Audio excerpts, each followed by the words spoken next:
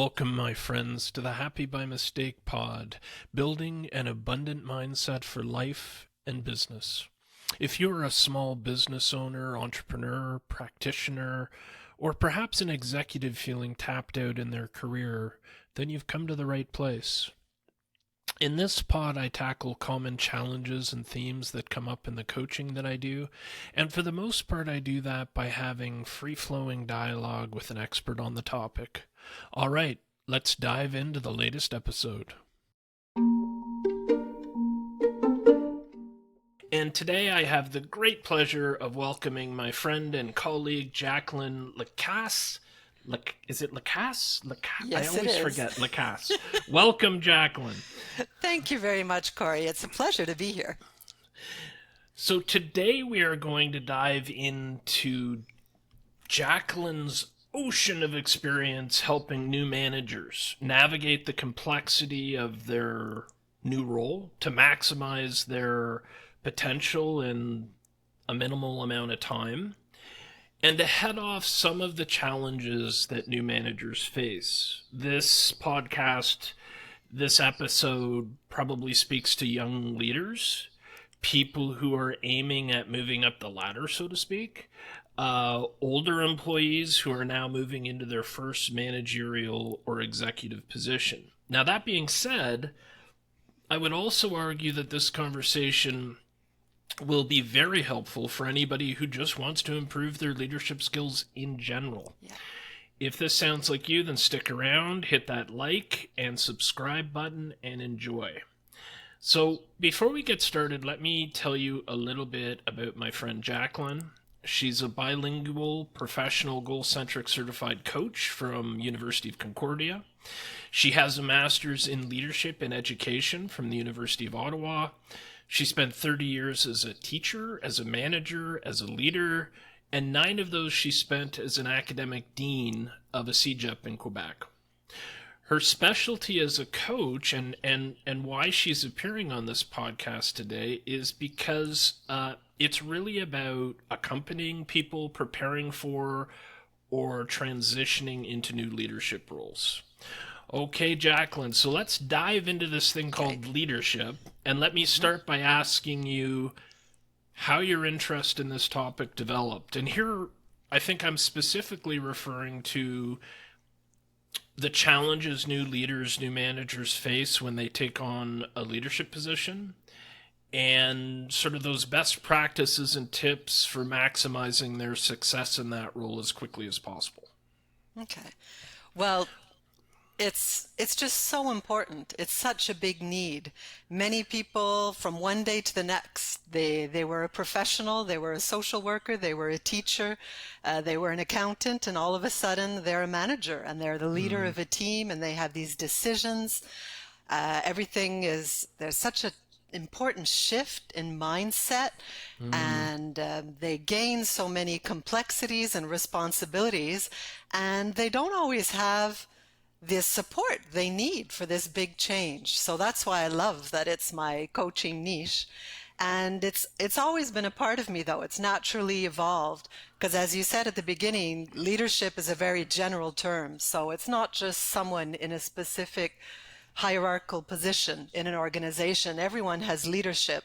And even as a teacher, I like to build the leadership of my students. It's all about bringing out the best in people and bringing them, helping them achieve their full potential. So I've always been in that mode of mentoring, coaching, accompanying people, asking the tough questions and helping them do their best. And that's how I know you. That's a part of who you are. If you had to narrow it down to one challenge, what from your experience do you believe is the biggest or maybe the most common challenge new leaders face? Okay. One is tough. Will you allow me to cheat and give two? Absolutely, absolutely. That's why I love you. For a small penalty. I'll pay you afterwards. Okay. Yeah. The first one is a bit what I mentioned in my intro. Often someone is promoted to a management or leadership position because they're an expert in their field, but what got them there isn't necessarily going to help them as a leader. So that's a big challenge, to realize it's not anymore about your expertise in one field or another. And even when you become a leader or manager, some of your strengths can hinder you, especially if you overuse them. So that's a big challenge. And the other thing I would say is social and emotional intelligence. So people are coming in and they're great at what they do, but leading is about working with people and getting people to work together on different things. And whenever something goes wrong, it started with a problem in a relationship, with the communication not understood, with someone not happy, like not motivated at work. So that's what I would recommend that people work on when they become when they get these positions: your social and your emotional intelligence. Yeah. Now, you mentioned that some of what uh, they were good at can Yeah. actually be a weakness as they move up into leadership. And I'm gonna give you an example from my own life. Okay.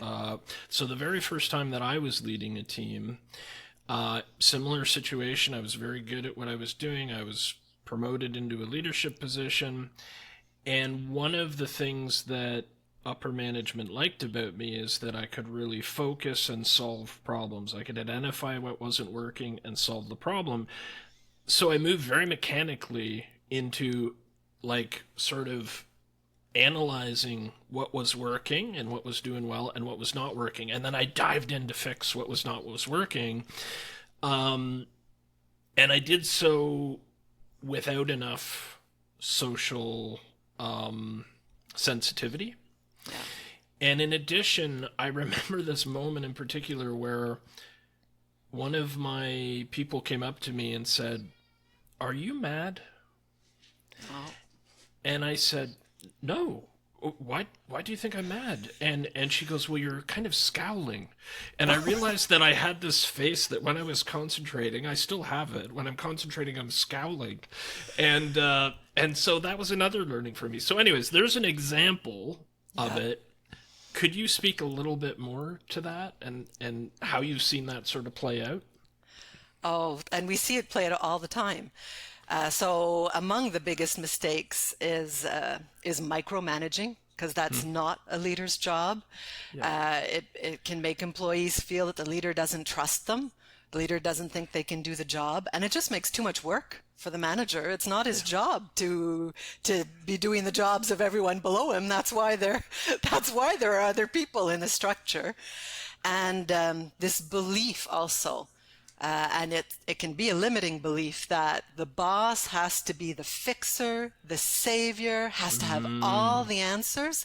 That's just putting too much pressure on your shoulders, especially when you're new. So even if you were really good at what you did, the team that you're leading now, that maybe isn't its only role. It might have other roles, and you don't need to know everything about everyone's job or role to be able to lead the team and to attain your objectives and to be really aligned with your organization's vision. So the new leader just has to take some pressure off their shoulders and say, I don't have to have the right answer. What you have to have, though, is the right question. You have to be there and ask the right questions so that the team together finds the solution. And actually, it makes your job easier once you realize that you're not the one who has to fix everything. But we tend to make things complicated, don't we? Like, we tend to put all the pressure on us, and we tend to think, I have to have the answer, I have to be the one to do this. And when you let go of that, everything flows a little better.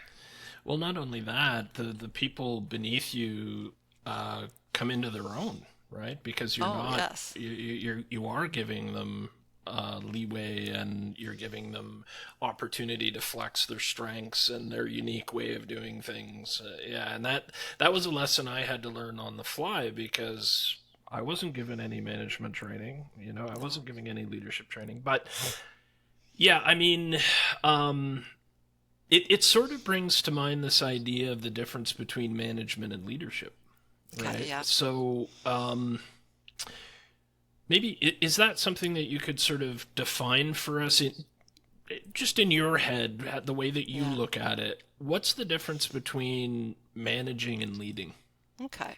Well, I'll get out of my head and I'm going to start with a quote because I like what Peter Drucker says that managing is about doing things right and leading is about doing the right thing because I find that sums it up really well. Mm-hmm. So, managing is about getting things done and getting them done well.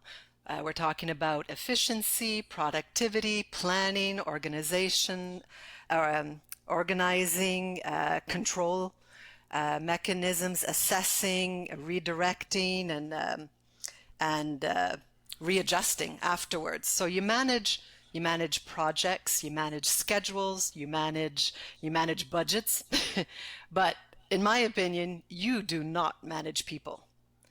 When Yeah. you're talking about Yeah. people, then you're talking about leadership.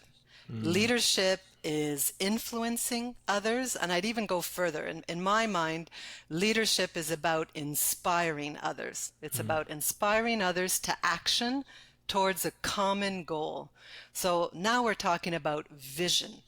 And basically, when you see it like that, leadership, it's all a question of relationships and communicating. And it's bringing out, as I said in the beginning, bringing out the best in people and building teams. That's what leaders do. So one of the things that new leaders find challenging, I think, is first of all finding the balance between those two Yeah. things, but also sometimes they're not ready to lead, right? Maybe Okay. they're ready to manage, maybe they're not ready to lead. And the question then becomes, how do you develop some of that leadership potential in yourself as you're taking on that role? Do you have any insights around that? It's a big question. It's a big question, yeah. Um, I think when you start with the thing that there isn't one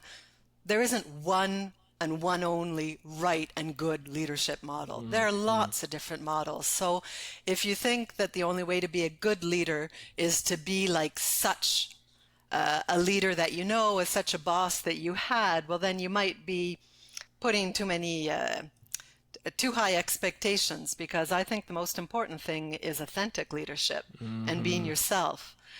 And in being yourself, you also have to forgive yourself. You're learning this. So it's about building teams, and leadership starts with leading oneself. And when you realize, okay, maybe I don't know it all now, but I have been a leader in the past. Like everyone, I'm sure at one Mm-hmm. point has led a class project or a committee or even just influenced family members and friends into rallying around a common cause or something. That was leadership.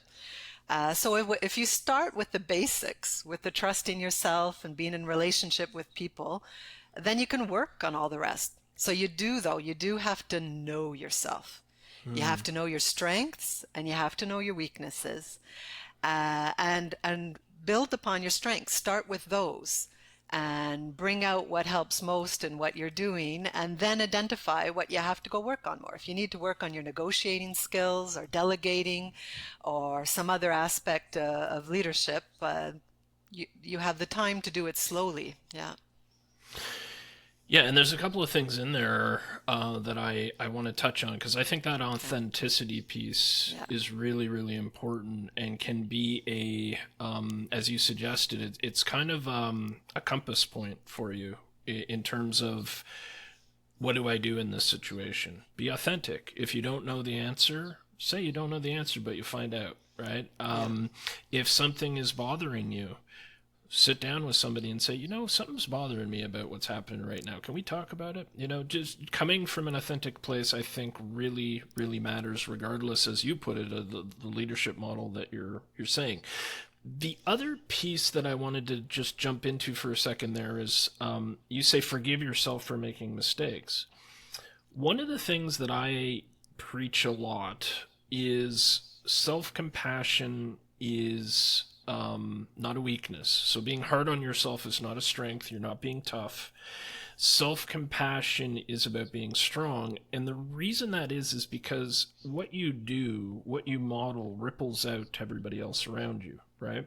So if you're super hard on yourself as a new leader, a new manager, everybody else is going to be super tense and super worried that you're going to do the same to them. And you probably will, right? So, does that resonate with you? That idea Oh, that, yeah, yeah. Oh, it does. I'm And it, yeah, I just love Brene Brown when she talks about mm, courage and vulnerability and how it takes yeah, courage to be vulnerable. hmm, Um, and the whole the whole being too hard on yourself, that this culture that we can't make mistakes, it yeah, doesn't serve us at all. Because if you're not willing to take a chance, how are you going to innovate? If yeah, you're not, and if you're always afraid of making mistakes, you're going to play it safe as an employee or even as a leader if you are afraid of making mistakes.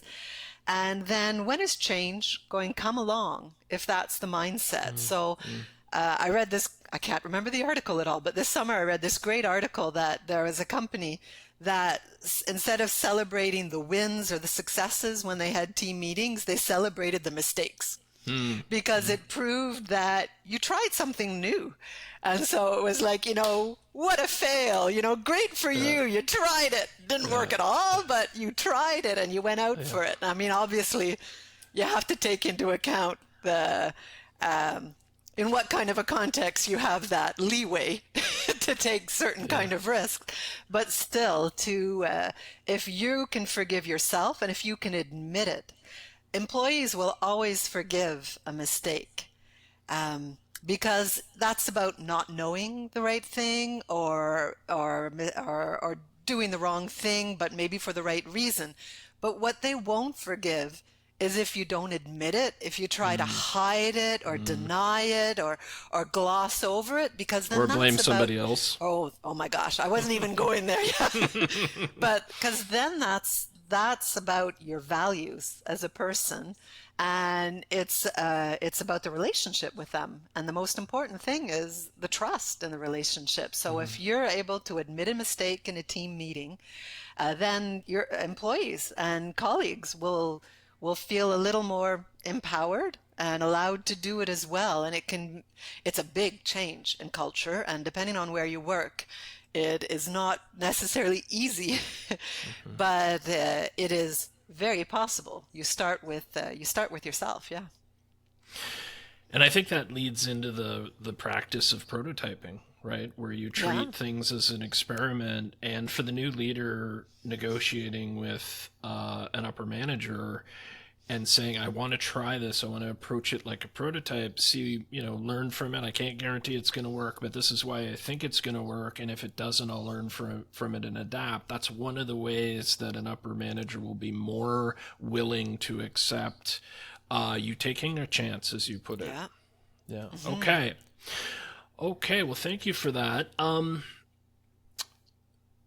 Let me ask you that. I think you've touched on this a little bit, Okay. but I'm gonna ask you because before I said what's your number one piece of advice. Now I'm asking for your top three pieces of advice, but Okay. specifically for that new leader who has just taken on the new role and she worked with the people she is now managing. That can Okay. be a very Yeah. unique experience. I've experienced it. Tell me what your advice is for somebody facing that situation. My first piece of advice in any situation for a new leader is what I've already talked about: is be yourself and trust yourself. So you have to know yourself from that, uh, but specifically if it's someone that's becoming a manager of her own of people she worked with before, um, that too, stay yourself. All Mm, of a sudden, if you suddenly change your language or how you treat people in that, or think, oh, now I have to be a certain way, it's a little false, and people will feel you're not being genuine in your relationships. Second of all, I would say connect. So connect with people, because now it it is different.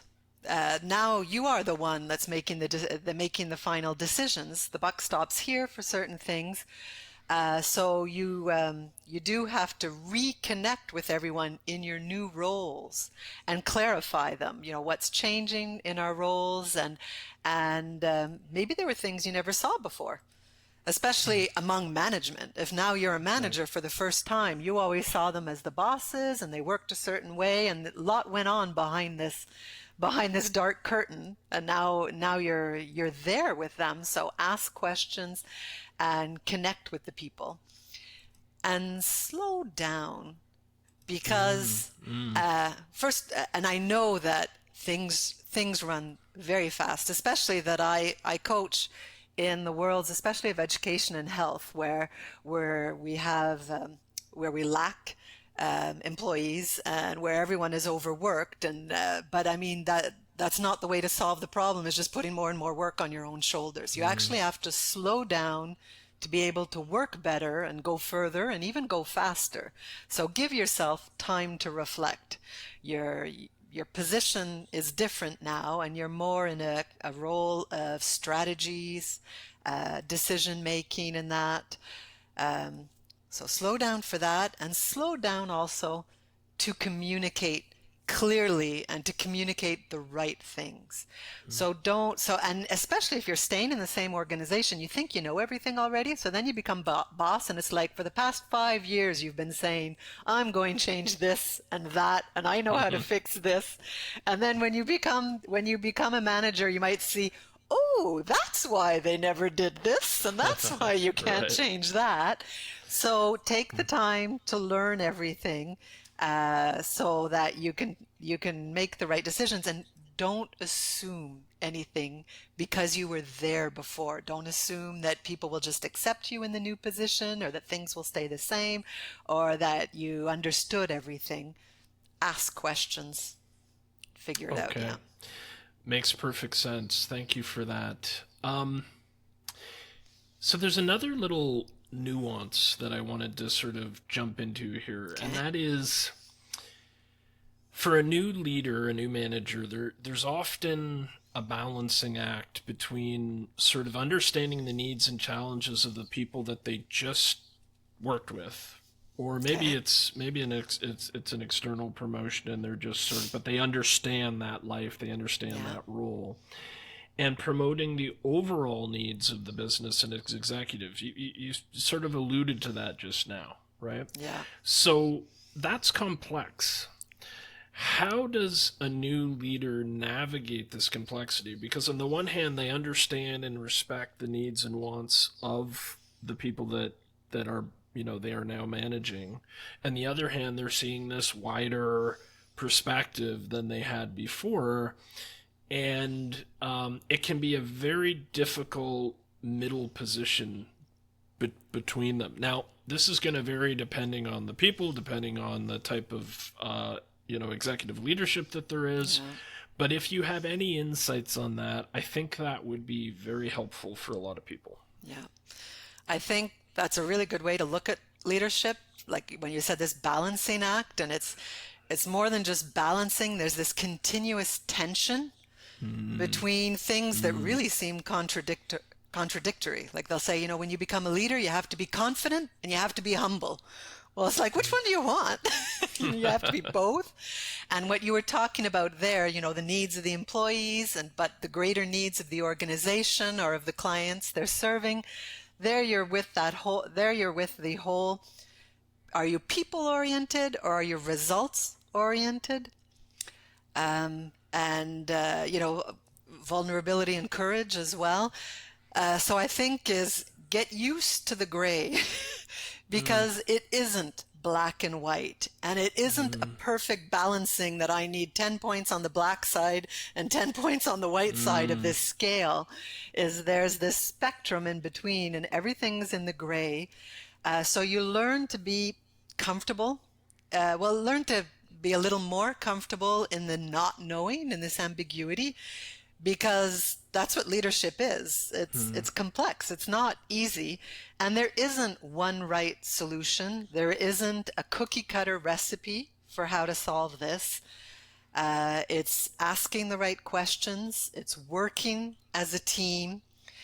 Um, it's stepping back to really because sometimes we want to be in there too quickly with the mm, facts, with the fast fix. So then you're in the band-aid. Then you're like, this is the complaint, or this is the problem. This is how you fix it.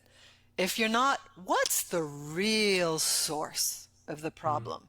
You know, the client wants this, or that service wants this, or our partner with who we have a contract. But is that really the problem? If you go further into the source, then you're really being in your leadership role. And when you don't know where to start, because sometimes there'll be three or four different ways to go, and there are odds, there are pour et contre, there are there are mm. fors and against, but there's a term for that in English. There, anyways, there are plus and minuses to these decisions, and Yeah. you're kind of torn between them. And if you get too much into deciding out of fear instead of Mm, making the decision for the right mm, reason, you might not make the right decision. So then I mm, like to step back with people and come back to start with your values, you and your organization's values. But when you don't, you know, when you're torn between all these, take a step back and what are our values? What's mm. our mission? What are our goals? What is the real problem? And then build from that. And that's how you take into account all these conflicting things on both ends of the spectrum. I think that's very insightful. And also, if you take the time, if you slow down, like you said, and you go through that values analysis, not analysis, it's the wrong word, but if you connect to those Yeah, values, then you have something to explain to upper management if they yeah, question you about it, right? The other thing is of course the gray and that tension, right? And yeah. and you mentioned uh, People people oriented, yeah. oriented. So those that are people oriented often find themselves really good at the people stuff, but then they're also needing to demand accountability to the measurements, right, to the stats, and vice versa. The people that are really good at the stats and driving those milestones, they often do it at the expense of the social, right? So it just, and not that I'm asking for any answer to this question because I think you painted it right. Is there's this tension there, right? It's a question of the values. It's a question of living in the gray a little bit. It's a question of being a little bit of a conduit between what the the staff is experiencing and the expectations of other management, and being brave enough to speak up about that, right? Yeah. So I like the way that you sort of put that. Okay, so this brings me to something that is pretty near and dear to my heart, and that is, I guess I'm curious just to hear your take, your perspective on the so-called charismatic leader represented by people like Steve Jobs or Elon Musk. Now, these are two of the most financially successful people in the history of our species. Yet, from my perspective, they left a trail of unhappy, demoralized people in their wake. Yeah. So, I don't know if you agree with that, but you will tell me, how do you make sense of this kind of contradiction, if indeed you see a contradiction there? Well, I won't get into an analysis or a debate with you on their business approaches and all that. Yeah. I'll stick with like the individual that I'm in front of Mm, that's a new leader, and that is saying, you know, the only way to be a good leader is to be a charismatic leader like those guys, you know, and oh, mm, I don't have it. mm, As far as I'm concerned, leadership is not about charisma at all. It's true that yes, you can influence a lot of people with this charisma, and you can be very strong with your communication skills, and people can be following you for a while. But if it's not the right vision behind there, if you don't have the right relationships with people and are building the team, it's not going to hold up to the test in the long run. mm, As far as I'm concerned, leadership is more about humility humility and leading Mm, from behind and mm, bringing out the leadership in others, whereas charismatic leaders don't do that. So that's mm, why leadership isn't about having great leaders. Leadership is about building strong institutions. And to build strong institutions, you want to build good leaders around you. mm. And the examples you were giving, I don't know if they're necessarily people that are building up leaders around them as well. Yeah, I think we're aligned in the way that we look at that, and I would also say that one of the historical trends you see with charismatic leaders is when they leave, often there's a bit of a vacuum because they Yeah. haven't spent that time to develop those leaders around them. Yeah. Okay, we're just agreeing too much, Jacqueline. Oh, sorry. Okay, well, let's see. What No, do you want to talk about that we can maybe no, not agree on? we're not Fox Sports. We don't. It's Okay, we're fine if okay. we We're agree. okay. Yeah, Well, I say. yeah. Okay. Okay. So let me move on to something else then. I've got all of these questions that are bubbling inside of me, so I really appreciate you taking the time to lend your perspective and your expertise to this. One of the trends that I've seen in management, especially in academic environments, by the way, which you have a Okay. lot of experience with, is that there are people who may get a series of projects and milestones assigned to them by a committee, like a manager or leader of some kind. Yeah. And they spend almost all of their time working on these projects, attending endless meetings, without ever really choosing to lead their teams or feel like they have an opportunity to do that, right? So Yeah. they'll check in on them, they'll interview a new hire, they'll fire somebody. But in terms of actually leading, it's not happening in a lot of these environments, and it's hard to say, are they just not prioritizing it? I guess my sense is from working in that environment for a while that it was overload. It Yeah. was like there was too much there. There was a funnel constantly coming down from various committees, and they literally did not have time to lead. Yep. So I'm just curious, what's the impact, in your opinion, on a team when the managers aren't really there leading? It can be huge, but sometimes it can be hidden and take months, even years, that you really notice the impact, and then Mm, it's kind of late and hard to fix it. But it is, I find it's just work overload, mm, and unfortunately, they just don't have enough time. And often, mm, a new manager, especially in the health and education fields, is on top of doing their job, they're doing the job of three or four of their professionals or colleagues that are absent because they're mm, on sick leave or because the position hasn't been fulfilled yet, and then they really just don't have the time. And unfortunately, that instead of running around and being in operations and covering certain things, their time would probably be better invested in leading their team, in delegating certain things, and in helping their team be able to take over things. So let's say you're not leading them, you're not present, you're not helping find direction, you're not building a vision. You could even ask the question, well, can you even say, is there a team? There's maybe mm, a group of coworkers. Maybe they get along very well. Maybe they work very well together. Maybe they have great social interactions, but are they a true team mm, working towards a common goal aligned with the organization's vision and mission and purpose? Because that's the leader's role, to keep it lined up. Now, if in your team you're lucky that some of your professionals or other managers in your team have a lot of leadership qualities and informal leadership, they might be compensating for your lack of leadership. And then people might not notice that you're not leading your team because, mm, after all, there's someone else there that's playing that role. Or if there's no one playing the role, if they're all very autonomous, responsible professionals that are doing their jobs, as I said, it might take quite a while before you realize that this has been going on.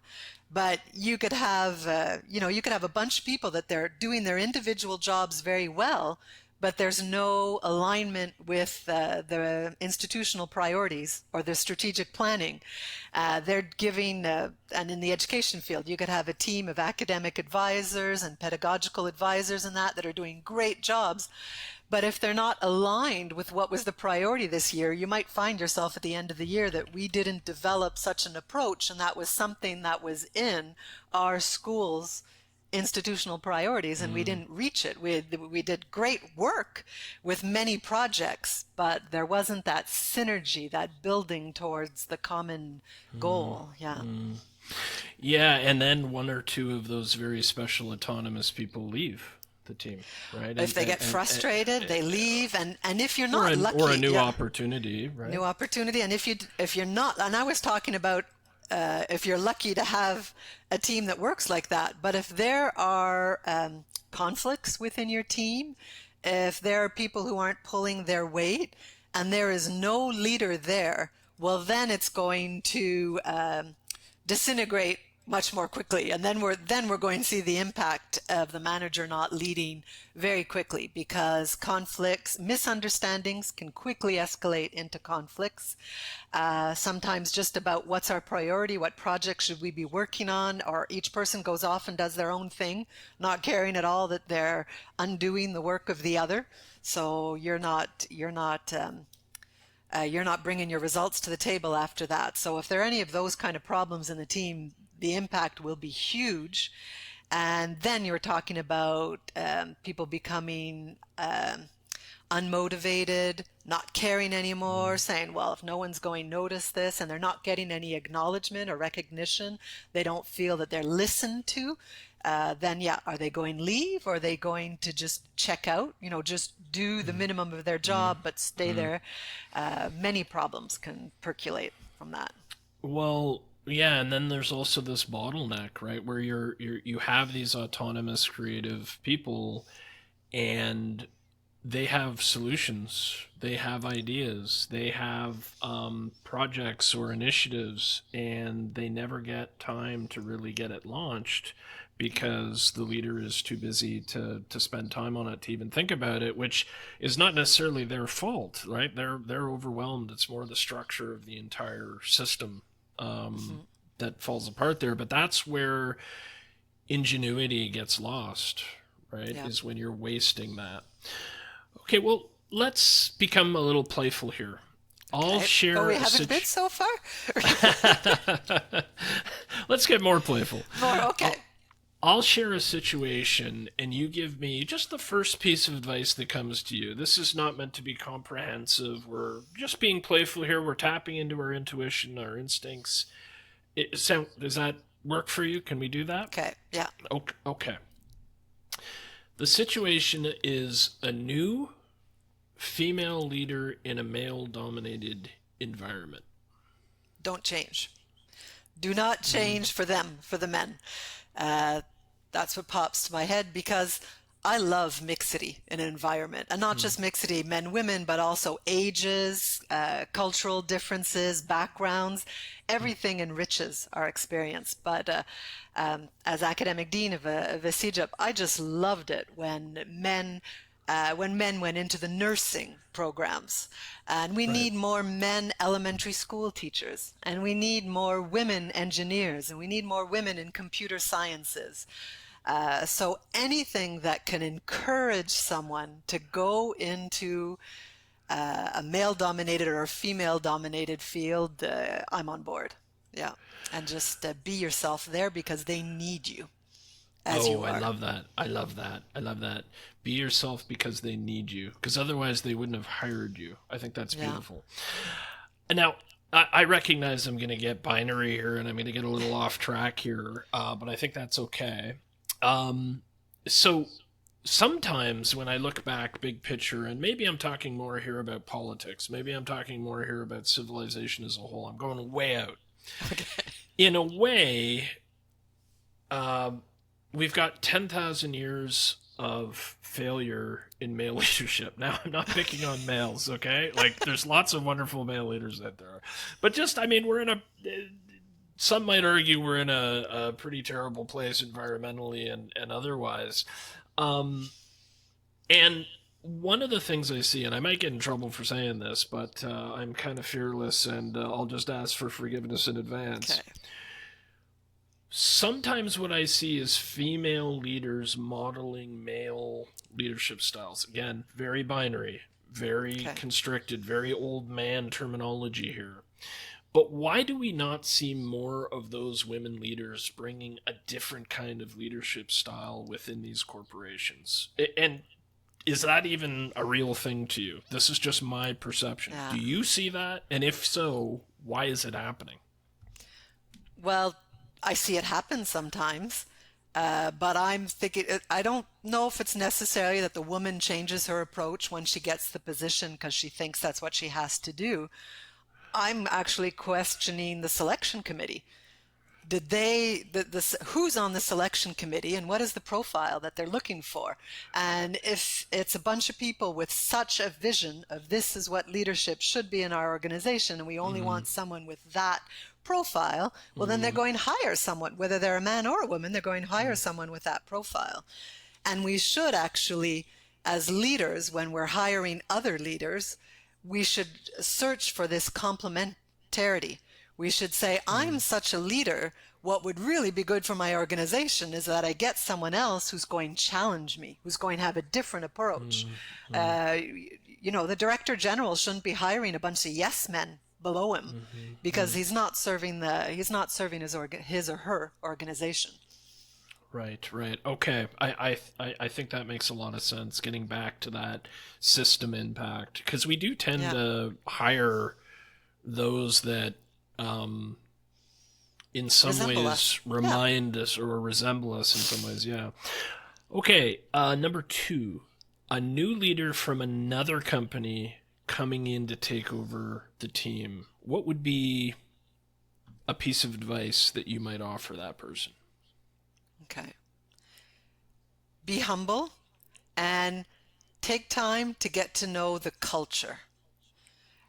Mm, Even if you know the industry and you think you know the culture because you were, you had lots of partnerships with this other firm or whatever, until you're there, boots on the ground, you don't know it. So take time, ask questions, and really figure out what makes these people tick and why they're mm, this way. mm, And then if there are things that need to be changed in the culture, well, then you do it very slowly with the people, understanding. And when I say culture, it's the whole history of why things are done this way mm, at such a company. Yeah. I love it. Um, okay, a young new leader who takes over a team of older, more experienced people. Something I myself have experienced. Okay. Well, there I'd go to my complementarity thing. You were hired for specific things in your profile that are needed. So don't be intimidated by the fact that the other people have more experience than you in that. And I would come back also to what I was saying about a leader's job is to surround himself with great leaders and to build up leadership. So Mm, that might be kind of a way to start the conversation with these other people that, mm, I really I want to learn from your experience, and I think I'm bringing something to the table with this qualification or with this in my profile, but you're bringing this experience, this knowledge, and I want to benefit from it. Can we please share? I think that might be a very good way to approach your new team members. mm. And again, you went back to that idea, which I love about they hired you for a reason, right? So you're bringing value and step into that Yeah. value. Okay, great. Yeah. Be Um, yourself. Don't a don't new come in too leader who cocky though. Oh, takes sorry. over. Whoops, sorry, I interrupted No, you. that's okay. Keep going. Well, I was just saying you do have No to be worries. careful Keep not to going. be too cocky when you come into a new position. Like if you come in and you sit down at the Mm, table and say, mm. I know how to do things better and I'm going to tell you how to do it, might not be the way to start on the best foot. So yes, they brought you for a reason No, and I, trust I, I don't. I trust your don't think that would serve qualifications you. and that, no, but that will not serve you. Yeah. Okay, thanks for adding that. And it's always a good idea to interrupt me, by the way. Oh, okay. um, yeah, because I'm just going to go on. A new leader who takes over at a time of layoffs, downsizing, and general anxiety. Extremely tough position to walk into. What's a Yeah. piece of advice? Okay, well that's what happened to me when I became academic dean, Ooh, actually. I became ooh, academic ooh. dean and we had a huge budget cut that year by the Ministry of Education, and we had to cut 17 The first thing I did the second day in position was cut 17 jobs and go, Oh, that's how I was like, not oh. the best way to start. So you have to, first of all, yeah, you have to understand the anxiety. So there's a question of empathy, there's a Mm, question of being open, of listening to people, hearing their preoccupations, hearing their worries. But you have to also be very clear in what you're announcing. Like if you have to be cutting projects or cutting positions in mm, that because of this thing, it doesn't help anyone to rip the band-aid off one little bit at a time, mm, or to avoid pushing back or avoiding a difficult conversation isn't helping people. There's actually more fear and frustration in the unknown. And then there'll be rumors and they'll be making up all sorts of stories about what's going to happen. Then you actually saying, listen, unfortunately, next year we're going to have to cut 2 projects and we're mm. going to have to cut so many positions. You just have to have those difficult and courageous discussions, as I said, with a lot of empathy, with a lot of listening to people, and we'll find solutions together afterwards. But Mm, mm. unfortunately, that's the context you're coming in. So there are things that will have to be put into place. So a lot of presence, a lot of living Yeah. in the gray. Okay, okay, A makes a lot of lot of sense. just being there Right. for the employees and that. Yep. Okay, okay. Last one of these. A new leader who has friends among those they are now managing. Aha. Um, Lots of things can happen there. Mm, But first of all, if you say, "Oh, I'm not," things won't change. Things are going to change. mm, Okay, yeah. you kind of don't have a choice. So maybe things will change just because of your new role. You're going to have to, you're going to have to make some decisions that won't be popular with your old Mm, friends. mm, Or maybe your friends are suddenly going to have lots of expectations towards their new boss and start yeah. asking things of you, and you will have to Mm, refuse them.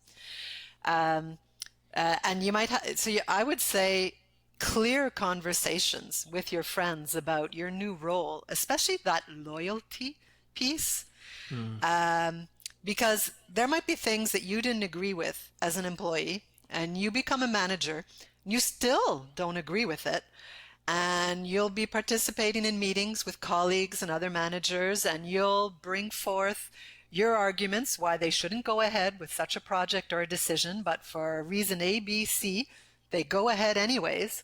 You've said your piece. After that, you are loyal to that right, decision. right. You are part of the management team. You are part of the decision with everyone, and you can't go tell your friends afterwards, I was against it, but what do you know? We have to do it anyways. No, Or even start complaining unraveling about it it. from Yeah, complaining yeah, about it or yeah, unraveling it yeah. from behind.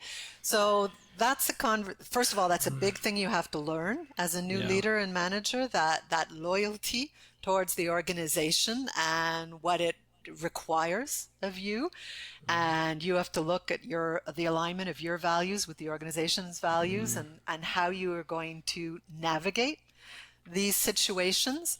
And then you have to have a conversation with your friends about, just in general, before these situations happen, mm. what does loyalty mean to a manager? And there's certain conversations you're not going to be able to have with them anymore. Yeah, I love that you're phrasing it like that. Like, what does loyalty mean in this context? Between us, between me and my new role, things like that. I think that's very insightful. And I'd also say there's a social aspect of this too. Something that I faced the first time I was a manager, where I did have friends, and I did not think it was appropriate for the three of us to go out at lunch together and it be just us three, right? And that was a very, at the time, awkward conversation, right? And I think it was the right decision, but I probably could have handled it with more skill now, of course, than I did then. But it can create all kinds of worry and anxiety within an office because there's favoritism going on there. Oh, they're friends, he'll get the promotion or she'll get the promotion. Yeah. So a lot of boundary setting, I think, is important and upfront, genuine, like the way that you described it. Hey, this is my role now. This Yeah. is what I can do, this is what I can't do. Can't do. Yeah. And I mean, if you have I had a colleague that was also another manager, but not in the same position, that was very trusted and a very wise person. So I did want her advice on certain situations, but we would name to each other, okay, there are things I can't tell you that are confidential, but I'd like your advice. Or sometimes we say, can I just react on a first level here? I need to vent. Mm, mm, Afterwards, so I'm taking off my hat. So we would identify it. I'm taking off my hat. I just need to vent for 5 minutes. And then we're going to put our hats back on. But in some positions, you can't even allow yourself that. And I used to be a teacher before becoming an academic dean. And when I knew that there were litigious things going on in a department or when the union was voting on positions, well, I just didn't go see my old colleague teacher mm, friends, like even mm, just to have lunch or to chat with them, because I didn't want them to feel ill at ease that they were seeing me the day before they were going to go vote on something. mhm, And they knew, that it was important to a decision that I was making. So I also, it was kind of to protect them and to protect our mm, relationship. I just mm. didn't go into certain zones. I said, for us to be able to continue playing golf together or whatever, then we're not going to be seen such a way, and I'm not going to talk. We're not going to talk about such a thing, and yeah, Yeah, and I would one thing I would add, which I think you'd agree with, is when you went to that person and vented, if they're a direct report, for instance, or if they're not somebody that you've been close friends with for 20 years, probably not a good idea. So, no, if they're yeah, your yeah, if yeah, they're not yeah, if they're a direct report, or you don't have, like here, I'm talking about a very long trusted yeah, relationship. yeah. If not, no, vent to your coach, talk to someone else, but no, you just can't. And there are You even can't some do it. things, yeah, there are some things I told my boss when I was talking about difficulties in my job, that afterwards, with hindsight, I realized I I didn't need to go there. It would have been better Yeah. to talk to a coach or a neutral external source than to that person about that specific problem, because then it created a bias in Mm. him afterwards when other things were going on. Yeah. Yeah, and also, you never know how somebody's going to interpret vulnerability or anything like that. The other thing is, I think every leader wants the people that they lead to be able to solve problems and not add to them, right? So there's a time and place, right, where you got to communicate. But I would say, at least have an idea of what you want to do about it, right? Rather than just dumping it on a leader and saying, "Oh, this is such a massive problem." It's about going to them and saying, "This is what I think about it. You know, this is what I propose. Can I get some feedback? Do you have any advice?" Right? What do you say to that? Yeah. Well, leaders can even encourage that in their employees by taking a leader coach approach or mindset Yeah. to it, that when people come to you, you ask them, well, what would you like to do with it? Yeah. that you're in listening mode, but then you ask the powerful questions and you work on developing your employees and your colleagues' autonomy and responsibility and their capacities to deal with this. Do you have a and with some people if they're always coming to you with a problem, you can name next time when you come into my office with a problem, I'm going to ask you what solutions you have to propose or what Yeah. areas you'd like us to study. So you announce it ahead of time. Next time, there's going to be a question coming after Yeah. this, Yeah. and we're Yeah. going to delve into it. Yeah. Yeah, I think that's insightful. When I was a more experienced manager at a team meeting where I said that, because one of the challenges I was facing was I had all this work to do and people were coming constantly into my office, right? Right. And so I said to them, okay, this is what I'm experiencing. I'm falling further behind, but I also want to be there for you. So, how about this?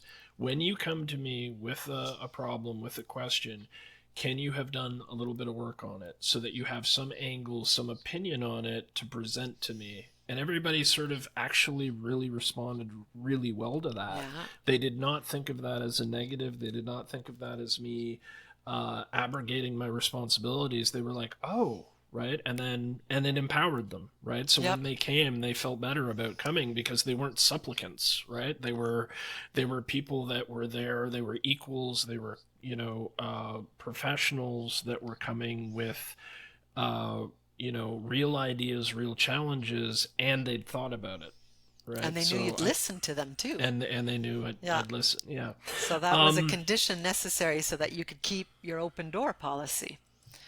that's Because I right. find it's important, yeah, to be, that people know that they can come see you when something's going on. Yeah. That's right. That's right. Um, we're nearing the end here. I got a couple more Okay. questions for you if you're willing. Are you willing? I was going to say I'm always willing, but maybe I shouldn't say that to you, Corey. I'm willing. In the context Okay. now for the next questions, I'm willing. Okay. That's right. That's right. I'll call you at 12 o'clock tonight and pose a We'll question to see. you. We talked earlier about the difference between managing and leading. Hmm.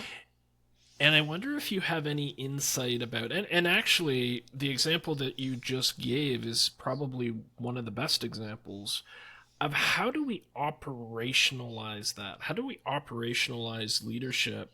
How does a manager, a new manager, Okay. move from managing to leading? So the example that you just gave is one of those answers. How can you empower them? How can you ask them to take a bigger role in bigger responsibility, bigger Yeah. accountability with the inputs they give you, right? Whether it's questions, whether it's ideas, whatever.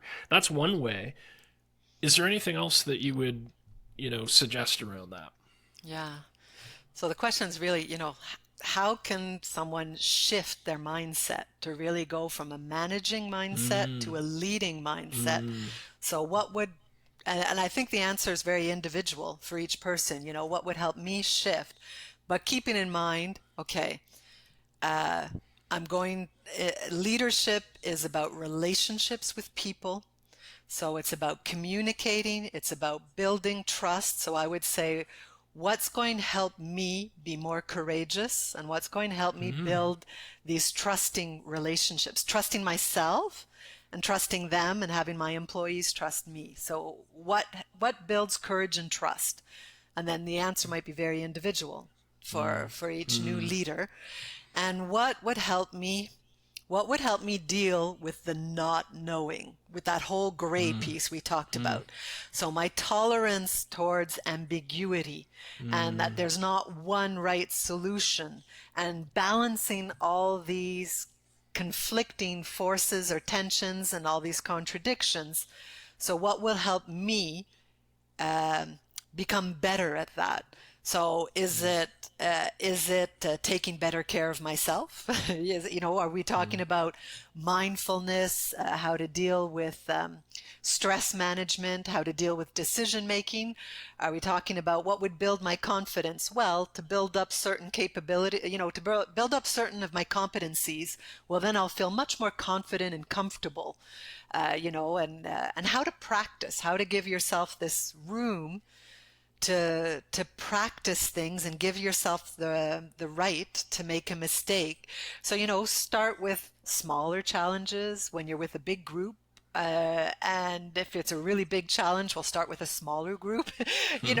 Dose it and go step by step. Leadership is all about learning. So look at how you learn best and develop anything you did during your professional development to increase certain competencies or how confident you feel in them, and look at that towards leadership. What would be useful to me at this time? And help others learn. Um, Yeah. yeah, I'm going to jump in here too because I think presence is a huge thing when you're with your team individually Yeah. or not. And the other thing I think is, the quality of your own sort of internal comfort. Um, if you're filled with anxiety, that's going to come across. That is not going to build trust with your employees. So what can you do about that? You already talked about mindfulness, whatever it is. Um, but that presence is so much more powerful than anything you say or anything that you do, in my opinion. Right. So even, skills, competencies, all those things, I mean, it's always important. But ultimately, that presence that you're bringing, um, that inner uh, being that you're projecting out, without needing to be perfect, right? But just authentically, calmly being yourself. However you get to that, which is a whole other conversation that we could have. Um, I think that counts the most. That's my opinion. That's my Oh, opinion. yeah. We're Yeah. we're perfectly aligned there as well. And I love Okay. Maya Angelou's quote about people won't remember what you said, they won't remember Oh, what you did, but that what they'll remember is how you how made you them feel. feel. Yeah. And that's all about your presence when you're in, Mm, when you're in conversation, when you're working with your employees. How can you build a team? How can you be in creating a vision? How can you be in mobilizing people if you're not, if you yourself don't believe in that vision, and if you're not confident in who you are in this position? People people pick up on it. It's like yeah. dogs that smell fear. Yeah. That's true. That's true. Doing that inner work is really important. Yeah. Um, okay, and uh, I think we'll have to bring you back to talk about the five. We'll spend, I don't know, 5 straight days talking about how you do those things. But Yeah, I anyways, think. okay. Last question. I have a magic lamp. There's a genie Okay. in it. uh, You've just rubbed the lamp. The genie has come out, and it's offering you one gift or understanding that you would give to each new leader. One insight, one understanding, one uh, piece of advice that you might offer to them. Maybe it's what you just said. Maybe it's something else. If it's what you just said, feel free to say that. I yeah. want authentically for you to tell me what you think is probably at the core of all of this. I think it's what we just said. Not just I Mm, think, I shouldn't have even said that. That's what I truly believe in my inner self, that it's about presence and mm, mindfulness and mm, taking care mm, of yourself. So if they could give mm, them a gift, it would be the gift of presence and mindfulness, because that will help you with dealing with stress. That will help you with if imposter syndrome is your challenge, it'll help you build your resiliency. It'll help you with self-compassion, so that self-care. It would also, like, go and walk in the woods. Take care mm, of your health. Be rested and take care of yourself. So mm, that's what I would want the genie to give each mm, new leader and manager as their own inner gift. But mm, I would also like the genie to tell all of their bosses and organizations that they mm, have to give them another gift, and is that every single new manager and leader should have a coach or a mm. Yeah. mentor, should have the support mechanisms and solid support mechanisms that they need. It shouldn't be, you're great at your job, you're hired, the position's been empty for 3 months, good luck. Yeah. Yeah. And I often wonder how many really good, talented people, if we want to talk about, diversity and inclusion, Yeah. it's not just about different, different races, religions, backgrounds, and things like that. It's also about, are you creating the culture and the training and the connections for people? Are you aware that that person might have a different way of thinking, right? A different way of processing that doesn't match with your experience, so you flush them down the toilet too soon, right? Yeah. Building that sort of culture that you're referring to means there are more diamonds in the rough that come up within your organization, and I think that is so important. Um, Okay, so listen, I can't thank you enough for Uh, giving of your time and your energy and your expertise. Thank you so much for being here. How do people interested in connecting with you, you know, maybe for coaching, maybe somebody that wants to work with you as a client, what is the best way for our audience to reach you? it would be on LinkedIn. So you just have to know how to spell my name right, but I see it's right there on the screen. But for anyone who's just listening, so Yeah. Jacqueline spelled the French way, Jacqueline, and Lacasse, Lacasse. And don't be scared by the fact that everything's in French right now on my LinkedIn page. I haven't had time to put it in English. I hope you have the proof right now, right here, that I am perfectly bilingual. And I do this in English as well. And I also facilitate co-development groups, like for a whole group of Mm. managers in an organization, or give leadership trainings on top of individual coaching. And I just have to thank you, Corey. This was so much fun. It So thank was. you for giving me the Oh, occasion to have this discussion with you. Oh, it's all my pleasure, but yes, it's and we'll have you back too. And Oh, by the good. way, I'll also put your contact info in terms of the LinkedIn profile in the episode notes. Oh, Okay. perfect. Yeah, and you can put my email there too. And okay. Okay. Okay.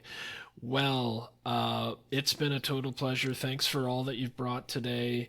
I'm going to ask you to stay on for a Mhm. second, but I'm going to stop the recording. So, everybody, thank you so much. If you liked what you heard, please rate. If you're on Spotify or iTunes, please give us a like. Subscribe if you're on YouTube. That's how we grow, that's how we meet more people. And thanks for being with us. Bye bye. Thank you.